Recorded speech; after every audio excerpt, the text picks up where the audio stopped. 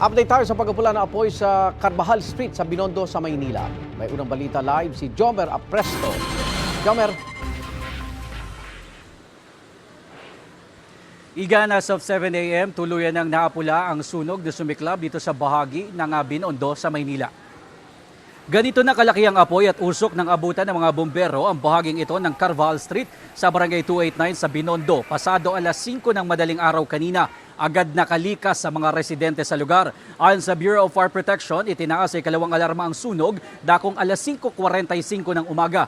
Hindi bababa sa 8 fire trucks ang kinailangang rumesponde. Sa inisyal na investigasyon, posibleng nagsimula sa second floor ng isang gusali ang sunog at nadamay ang third floor. Sabi ng BFP, walang mga nakatira sa 3 palapag na gusaling ito na posibleng sumasailalim pa sa renovation o wala pa mga umuupa. Bahagyang nasunog din ang rooftop ng katabing gusali. Napagalaman na ang nadamay na katabing gusali na ito ay nasunog na noong nakarang Agosto kung saan namatay ang 11 tao. Ayon sa trabahador sa katapat na restaurant, nagulat na lang sila nang makitang umaapoy na ang katapat na gusali. Agad daw silang lumikas, bitbit ang mahalagang gamit. Sa ngayon ay patuloy pa na inimbestigahan ng BFP kung ano ang pinagmula ng apoy. Gayun din ang halaga ng mga napinsalang ari-arian.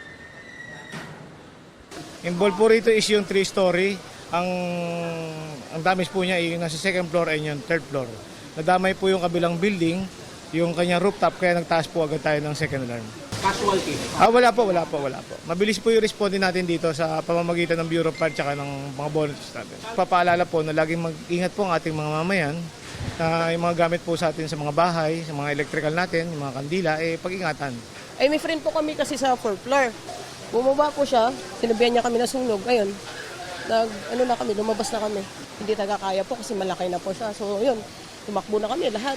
Pati yung boss ko, pumunta dito agad-agad yung boss ko. Tumawag siya ng bumbero.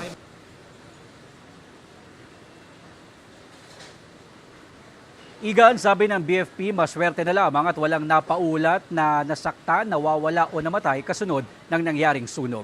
At yan ang unang balita mula dito sa Maynila. Ako po si Jomer Apresto para sa GMA Integrated News. Igan, mauna ka sa mga balita, mag-subscribe na sa GMA Integrated News sa YouTube para sa iba't ibang ulat sa ating bansa.